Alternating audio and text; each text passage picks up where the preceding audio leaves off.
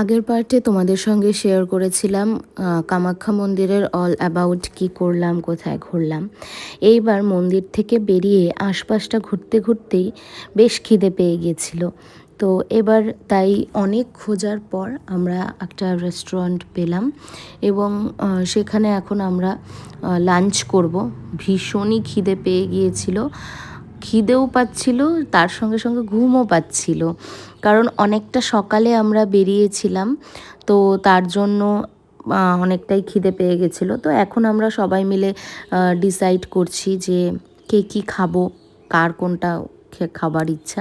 তো এই সমস্ত কিছু ডিসাইড করছিলাম। আর বাইরে ভীষণই ভীষণ গরম ছিল। তো এখানে বসে যেন একটু আরাম লাগছিল, রিল্যাক্স লাগছিল, মনে হচ্ছিল কি এখানেই ঘুমিয়ে পড়ি খেয়ে দে। কারণ আমরা সারা দিন তো ব্যস্ততার মাঝখানেই কেটেছে, ঘোরাঘুরি এটা ওটা, আর তার মধ্যে একটুও রেস্ট নেওয়ার সময় পাইনি আমরা। আগের দিন ভোরে নেমেই তারপরের দিন থেকেই আমরা ঘোরাফেরা শুরু করে দিয়েছিলাম।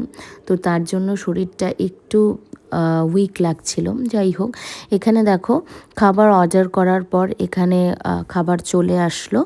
তো এখন সবাই মিলে একটু খাওয়া দাওয়া করা যাক।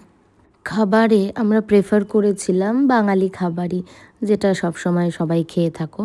আর এখানে মা আমাদের সবাইকে খাবারটা বেড়ে দিল।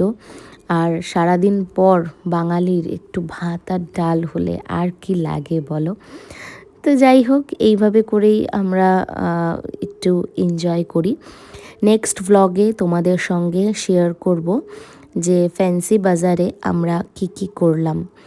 আর বোনের তো ভালো লাগে পনির, ও পনিরটা মিষ্টি মিষ্টি হয় দেখে ও ওটা পছন্দ করে। তো এই আর কি, আমার ভ্লগগুলো তোমাদের কেমন লাগছে তোমরা কিন্তু অবশ্যই আমাকে জানাবে। যদি ভালো লেগে থাকে, তোমরা যদি ইউটিউব থেকে দেখে থাকো আমার ভ্লগগুলো, তাহলে তোমরা কিন্তু আমাকে লাইক, শেয়ার, কমেন্ট এবং সাবস্ক্রাইব করে আমার পাশে থাকবে। আর যদি তোমরা ফেসবুক থেকে আমার ভ্লগটা দেখো, তাহলে তোমরা আমাকে অবশ্যই ফলো করবে আর লাইক, শেয়ার, কমেন্ট করে থাকবে যদি তোমাদের আমার ভ্লগগুলো ভালো লেগে থাকে। যাই হোক, আমাদের লাঞ্চ ফিনিশ। এবার একটু আমি ফ্রেশ হব, কারণ ফেসটার ভীষণ বিদঘুটে অবস্থা।